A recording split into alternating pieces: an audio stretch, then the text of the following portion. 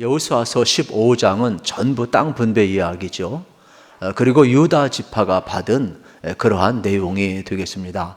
가나안에 한 복판을 받고 있지요. 그리고 이곳은 비옥한 땅도 있고 험지도 있지만은 얼마나 많은지 120성읍이 넘는 그러한 내용을 우리가 볼 수가 있게 되겠습니다. 지금 하나님의 은혜 가운데 속에서 이스라엘 민족은 가나안 땅을 정복을 했습니다. 이미 모세 시대 때에는 요단 동편의 두 지파 반이 받았습니다. 지금은 이제 요단을 건너서 요단 서편 이제 한 복판을 분배받고 있는 내용이 되겠습니다. 이들은 광야 40년을 지내왔습니다. 그리고 요단강을 건넜고 이제 가나안 정복전쟁 5년을 마쳤습니다. 그러니까 땅 분배를 받을 때 얼마나 이들은 여러분 감사했겠습니까? 정말로 감격스러웠죠. 그리고 오늘 내용은 계속 뭐가 이어지느냐 하면 이제 혈통적으로는 야곱의 넷째 아들인 유다가 또 맨 먼저 이 요단 동편을 넘어서 이제 서편이 되겠죠. 여기에서 분배받는 내용이 되겠습니다. 그러니까 지금까지 장자 역할을 해왔고 또 이러한 감격을 지금 누리고 있는 장면을 이제 보게 되겠습니다. 근데 이것은 우연히 이루어진 것이 아니라 이미 창세기 49장에 보면은 야곱이 자녀들을 불러 모아놓고 축복하는 내용이 나옵니다. 그래서 여기 8절과 또 10절에 보게 되면은 야곱의 축복의 내용이 있습니다. 우리 같이 한번 읽겠습니다. 유다야, 너는 내 형제의 찬송이 될지라. 내 자손이 내 원수의 목을 잡을 것이요 내 아버지의 아들들이 내 앞에 절하리로다. 규가 유다를 떠나지 아니하며 통치자의 지팡이가 그 발 사이에서 떠나지 아니하기를 실로가 오시기까지 이르리니 그에게 모든 백성이 복종하리로다. 아멘. 여러분, 야곱이 유다에게 축복을 합니다. 그리고 놀라운 사실은 이것이 지금 오늘 본문에서 실현이 되고 있는 내용이 되겠죠. 그래서 유다 지파에게서는 다윗이 나오고 또 다윗의 혈통을 통하여서 메시아가 나오고, 그래서 하나님의 약속의 말씀은 얼마나 신실한지 전부 이루어지는 내용을 이제 보게 되는 것이죠. 그러니까 오늘 본문도 그냥 어떠한 땅 분배다, 어떤 우리가 모르는 옛 지명들, 저 이스라엘의 지명들을 기록했다라고 우리가 보는 것이 아니라 하나님의 말씀이 실현되고 있는 현장을 우리는 지금 보고 있다, 이렇게 보시면 되겠죠. 여러분, 아파트 들어가기 전에 여러분 어떻습니까? 또 많은 여러분들이 이제 신청을 하고 당첨이 되고 또 공사를 하고 또 그 과정에 모델하우스를 들어가고 또 분양을 하고, 그렇다고 해서 다 되는 건 아니잖아요. 여러분, 지금 이스라엘 백성이 땅 분배를 받았어요. 다 되는 건 아니잖아요. 모델하우스 봤다고 거기서 사는 건 아니잖아요. 진짜 사는 것은 어떻게 돼요? 이제 그 땅을 정복해 들어가서 120성읍을 넘는 그곳을 하나하나 그들이 어떻게 됩니까? 진짜 사는 지역으로 만들어가는 과정이 필요함을 우리가 알게 되는 것입니다. 그래서 오늘 이 내용은 한 말씀 한 말씀이 그냥 이루어진 말씀이 아님을 우리에게 가르쳐주고 있는 내용이 되겠죠. 그러면 이렇게 길게 기록하는 이유가 무엇일까? 오늘 말씀에 보게 되면은 이제 122개의 성읍이 나오고 있는데 네 지역으로 분배되고 있음을 우리가 또 발견을 할 수가 있게 되겠습니다. 예를 들어서 20절에 보면 이러한 원칙이 나와요. 유다 자손의 지파가 그들의 가족대로 받은 기업은 이러한, 그들의 가족대로 받은 기업은 이러하니라. 그러면서 21절에서 뭐라고 이야기를 합니까? 계속해서 유다 지파가 받은 첫 번째 이제 그 지역이 나오고 있는 장면을 이제 우리는 볼 수가 있지요. 그게 바로 뭐냐? 남쪽 끝이라 그랬어요. 그래서 에돔 경계에 접근한 성읍들을 쭉 이제 나열하고 있는 장면을 이제 보게 되는 것입니다. 그러면 이 첫 번째 남쪽 끝이라는 단어는 앞부분에서 지난주에 말씀을 드렸던 것처럼 여러분 네게브에 해당되는 단어가 되겠죠. 이 네게브의 뜻은 남방 끝이다, 황폐한 땅이다, 물 없는 지역이다, 어떤 사막, 광야와 같은 그러한 출발지임을 우리에게 가르쳐주는 내용이 되겠습니다. 그리고 둘째는 33절인데 평지가 나오고 있어요. 이 세펠라. 이거는 여러분, 산지와 해변 사이의 중간 지역 평야지대를 의미하는 내용이 되겠습니다. 이것이 33절부터 41절까지 소개를 되고 있습니다. 그리고 세 번째 영역은 48절부터 시작이 되는데 산지가 나오고 있어요. 구릉 지역, 언덕 지역에 있는 수많은 성읍들을 쭉 소개를 하고 있습니다. 60절까지 이어지고 있지요. 네 번째 영역은 61절, 62절이 되겠습니다. 여기는 뭐라고 이야기합니까? 광야 영역이 나오고 있음을 봅니다. 또 이곳에 62절에 보면 닙산과 소금성이 나오고 있는데 이곳은 사해 지역을 의미하게 되겠습니다. 그러니까 이렇게 4개 지역으로 122개의 성읍을 쫙 분류를 하고 있는 것은 뭐예요? 광활하다는 것이죠. 이게 좋은 땅도 있고 험지도 있죠. 넓은 땅이라는 것을 의미하는 내용이 되겠습니다. 그러면은 여러분, 이들이 이렇게 다 보았다고 해서 이러한 모든 것을 그냥 저절로 주어지나요? 아니지요. 그들이 가서 일구어야 됨을 우리에게 가르쳐주고 있음을 이제 보게 되는 겁니다. 할 일이 많다는 거죠. 받은 기업도 많지만 가서 그들이 그것을 아름답게 가꾸어 가야 됨을 우리에게 가르쳐주고 있습니다. 우리가 이 땅에서 살아갑니다. 그러면 우리의 가정의 영역도 마찬가지예요. 직장의 영역, 사이의 모든 영역도 마찬가지죠.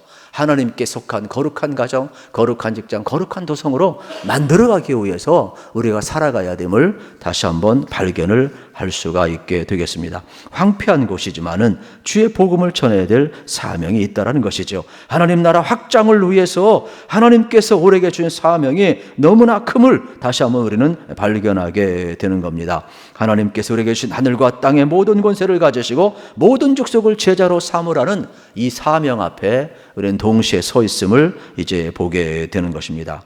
그러면 유다 지파는 어떻게 해야 됩니까? 하나님이 주셨으니까 하나님이 함께함을 믿고 이제 어떻게 돼요? 약속의 그 땅을 그대로 잘 가꾸어 나가면 되는 것 아니겠습니까? 그들은 영적 상속자가 되었어요. 그러므로 여러분, 이렇게 122개 성읍을 잘 가꿔야 될 사명이 그들에게 있음을 발견하게 되는 겁니다.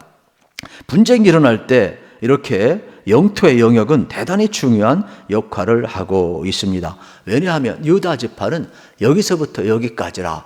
그러면 그 경계선에 의해서 분쟁이 종식이 될 수가 있기 때문에 그렇습니다.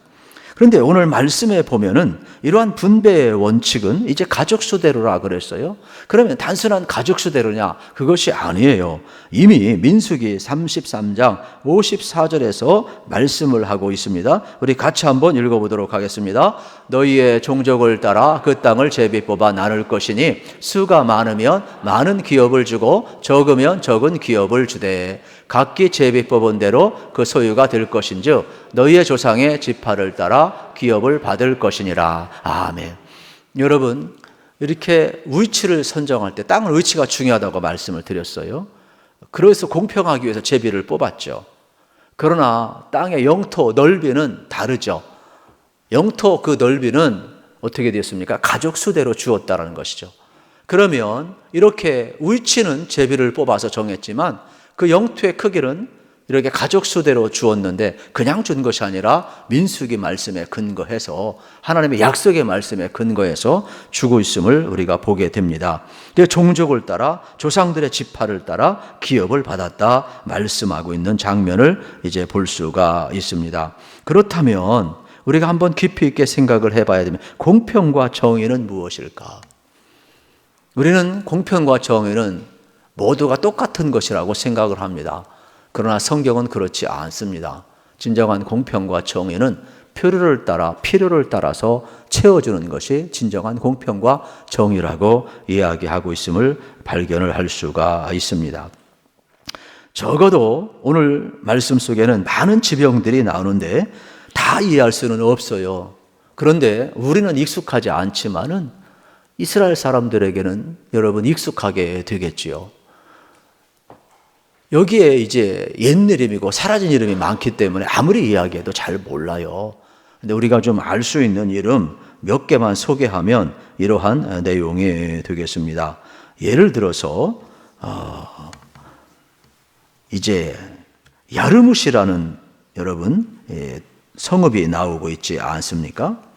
그런데 이 35절에 나오는 야르뭇은 이미 여호수아서 10장 3절에서 거기에 5개 동맹국이 나오는데 야르분 왕 비람이라 이러한 내용이 나오고 있죠. 이미 언급을 한. 그래서 우리가 잘 알 수 있는 내용이에요. 또 35절에 아둘람도 우리가 잘 알게 되겠습니다. 이 아둘람은 이미 창세기 38장에서 유다와 다말과의 관계에서 나오죠. 이제 유다가 어떻게 됩니까? 이제 가나안 땅에 들어가서 아둘람 지역에 거하게 되는데 여기 사람들이 참 친절해요. 그래서 결국은 함께 친하게 지나고 있음을 이제 볼 수가 있게 되겠습니다. 그래서 창세기 38장 1절과 2절에 보면 유다가 가나안 사람 스우하라는 여자와 함께 결혼을 합니다. 그리고 세 자녀를 낳게 됩니다. 엘오난 셀라를 낳게 되지요. 그런데 그 당시에 여인들은 경제 활동을 못했기 때문에 남편이 죽으면 살 길이 없어요. 아들이 없으면 살 길이 없어요. 그래서 그 당시 이러한 것을 예방하기 위해서 계대 결혼법이 있었음을 우리는 잘 알고 있습니다. 또 이 아둘람은 피난처로 사용이 되어 있음을 우리가 잘 알고 있습니다. 그래서 억울한 자, 다윗을 비롯해서 많은 사람들이 이곳에 피난했던 것을 우리는 기억을 하고 있습니다. 더 중요한 것은 우리가 이렇게 알던 모르던 이러한 이름이 기록된 이유가 있을 것 아닙니까? 여호수아서 21장 43절 45절에서 우리는 발견을 할 수가 있습니다.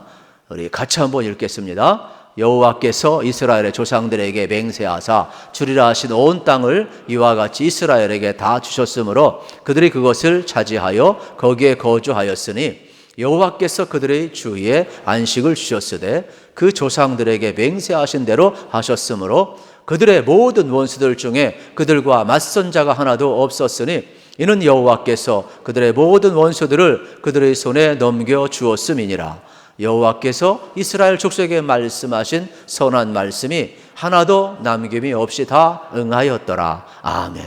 놀라운 말씀이 있죠. 하나님께서 이스라엘 백성에 주신 말씀이 하나도 남김 없이 다 이루어졌더라. 선한 말씀이 다 이루어졌더라. 그렇다면 여기에 나오는 122개의 성읍들은 그냥 여러분 아무 의미 없는 이름이 아니라 신실하신 하나님의 약속이 이루어진 현장이 되겠죠. 우리 하나님은 좋으신 하나님이세요. 우리 하나님은요 말씀하시고 이루시는 하나님이세요. 우리 하나님은 반드시 여러분 약속하신 것은 이루시는 하나님을 꼭 믿으시기를 축복합니다. 그래서 이렇게 아무 의미 없는 것이 아니죠. 시간이 우리가 좀 많으면 이 한 절 한 절 다 읽을 필요가 있게 되겠습니다. 신실하신 하나님은 우리에게 항상 남김없이 아낌없이 주시는 분입니다. 그래서 전쟁 이야기도 있고 땅 여러분 각 지파별로 분배 이야기가 있는 내용이 되겠습니다. 두 번째 메시지는 63절에서 우리가 발견을 할 수가 있겠습니다. 우리 같이 한번 읽겠습니다. 예루살렘 주민 여부스 족속을 유다 자손이 쫓아내지 못하였으므로 여부스 족속이 오늘까지 유다 자손과 함께 예루살렘에 거주하니라. 아멘.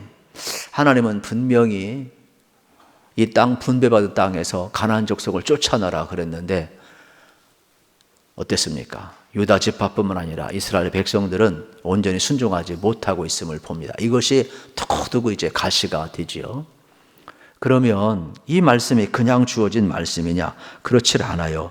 신명기 20장 16절에 보면 이러한 내용의 말씀이 있습니다. 하나님께서 모세를 통하여 명령하신 내용이죠. 오직 내 하나님 여호와께서 내게 기업으로 주시는 이 민족들의 성읍에서는 호흡 있는 자를 하나도 살리지 말지니 그랬어요. 왜 그랬을까? 왜 그랬을까요? 여러분 사람의 눈에는 전쟁에서 물질이 여러분 없애는 것보다는 취하는 게 낫죠. 또 사람도 살려달라고 하는데 여러분 살려주는 게 낫지 여러분 다 진멸하는 게 낫겠습니까? 문제는 뭐냐면 땅의 주인 하나님은 이 가나안에 속해 있는 이 거주민들이 하나님을 떠났어요. 죄악을 범해요. 우상 숭배를 해요. 그러다 보면은 이들은 진멸의 대상이죠. 그러면 나중에 이들을 진멸해야 하는데 진멸할 때 이들에게 물든 이스라엘 택한 백성도 여러분 진멸할 수밖에 없죠. 그래서 하나님께서 미리 예방주사를 놓는 거예요. 하나님을 떠난 그것은 죽음뿐이다. 선택하라는 것이죠.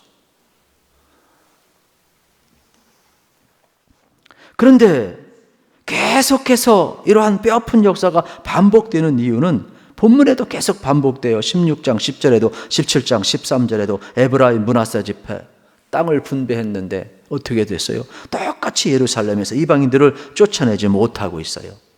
사사기 2장에 보면 이러한 내용이 더 뼈아프게 나오고 계속해서 괴로움을 당하는 것을 이제 보게 되는 것입니다. 민수기 33장 여러분 25절에 있는 내용을 다시 한번 이제 보게 되면은 똑같은 거예요. 모든 것 정복할 때 진멸하라 말씀하고 있는 장면이 계속 반복되고 있음을 보게 되는 것입니다. 그런데 참 예나 지금이나 예루살렘은 하나님의 백성만 거주하는 것이 아닙니다. 이방인들과도 함께 거주하고 있음을 우리가 볼 수가 있게 되겠습니다. 우리는 이 잘못된 시오니즘 때문에 마치 예루살렘 성이 자꾸 거룩하다고 하는데 이 땅은 거룩한 도성 없습니다. 다 죄인들이 함께하는 곳이고 이방인들과 공존하는 곳이지 영원한 도성은 하늘밖에 없어요. 거룩하려면 우리 안에 하나님의 통치가 와야 되는 거예요. 여러분 하나님의 나라는 여기 있다 저기 있다 하지 않고 너희 마음 안에 있다고 그랬어요. 그러니까 여러분 안에 하나님의 사랑이 있고 하나님의 공의가 있고 하나님의 은혜가 있으면 여러분이 하나님의 나라고 거룩한 것이 되지만 하나님의 통치가 없으면은 여러분 거룩한 것은 없어요. 그러니까 여러분의 마음의 영역도 지옥이 될 수 있고 천국이 될 수가 있는 거죠. 어떤 장소가 거룩한 것이 아니에요. 우리는 다 죄 아래에 있음을 알아야 되는 거예요. 그래서 여러분의 삶의 자리가 진짜 하나님의 통치가 이루어지는 거룩한 역사가 또 하나님의 나라가 임하기를 축복합니다.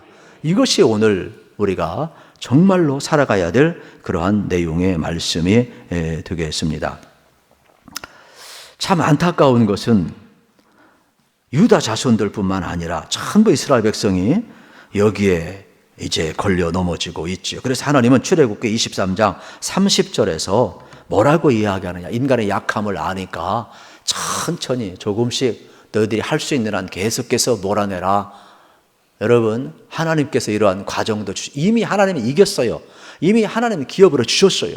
그들이 싸워서 이기는 게 아니에요. 그들이 취하는 게 아니에요. 믿고 살아가라는 것이죠. 그런데 하나님의 말씀을 온전히 붙들지 못하고 있음을 보게 되는 것이죠. 참 안타까운 모습이 되겠습니다. 교회 모습도 마찬가지가 되겠죠. 교회 모습도 여러분 참 이 땅은 이방인과 하나님의 백성이 혼재하는 곳이 되겠습니다. 여전히 우리 안에도 혼재하고 있죠. 여부수 족속이 있지요. 그래서 정말로 복음이 온전하고 거룩한 심령, 거룩한 교회가 되기 위해서는 우리 속에 하나님이 싫어하는 것들, 여부스 족속을 전부 다 몰아내야 됨을 여러분 알으셔야 되겠습니다. 시간이 지나면 예루살렘 거민, 여부스 족속을 자연히 물리치리라 생각을 했을 것입니다. 그런데 아니었습니다. 이들은 400년 동안 괴로움을 당해요. 그리고 다윗이 이제 예루살렘을 완전히 정복했을 때 비로소 그들은 다시 한번 진정한 평화를 누릴 수 있음을 보게 되는 것입니다.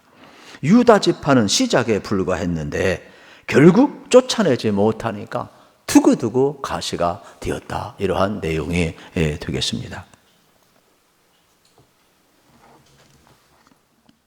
결국 그들이 타락한 이방 민족의 영향을 받을 수밖에 없었던 이유는 그들 속에 내재해 있었다는 것을 우리가 다시 한번 발견하게 되는 겁니다. 진짜 암덩어리는 유다 지파 자신이었음을 우리가 볼 수가 있게 되겠죠. 모든 승리가 하나님의 손안에 있었음을 보았고 경험했음에도 불구하고 어느 순간 찾아온 이 안일함이 그들의 눈을 가리웠어요. 그래서 하나님을 온전히 순종하지 못하고 그러면서 이 불순종은 결국 그들의 믿음을 갉아먹기 시작을 한 겁니다. 사랑하는 성도 여러분, 우리 안에 자라고 있는 암덩어리는 뭡니까? 하나님을 온전히 신뢰하지 못하게 하는 것이 무엇이냐는 것이죠. 하나님께서 오죽했으면 죄인된 우리를 예수님까지 보내주었겠어요. 오죽했으면 성령까지 보내주셨겠어요. 이 마지막 시대에 우리에게 하나님의 나라를 보여주고, 여러분, 우리가 모델하우스 속에서 사는 것이 아니라 그것을 보여주는 것은 진짜 어떻게 한 영혼 세워가라는 것이죠.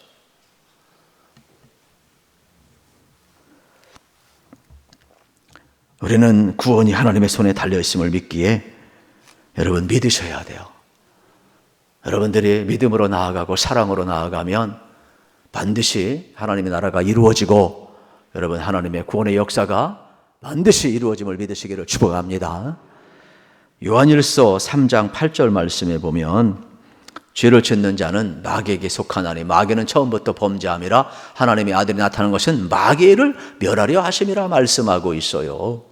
그러니까 마귀는 처음부터 우리를 넘어뜨리려고 하는 것이죠. 그런데 하나님의 아들은 어떻게 됩니까? 우리를 일으켜 세우는 것이죠. 그래서 여러분들이 마귀의 유혹을 이기시고 정말로 하나님의 아들 예수님이 우리 안에 있으니까 여러분들의 삶은 이제 예수님 안에서 다시금 일어났잖아요. 용서받았잖아요. 예수님이 주인이시잖아요. 예수님이 통치하시잖아요. 예수님의 다스림이 있기를 축복합니다. 철저하게 우리는 예수님 안에서 살아가야 되겠죠. 말씀을 정리하면 이렇습니다.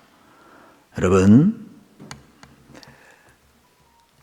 5년간 가나안 정복 전쟁을 마치고 땅 분배를 받았을 때 유다 지파는 정말로 감격스러웠을 것입니다.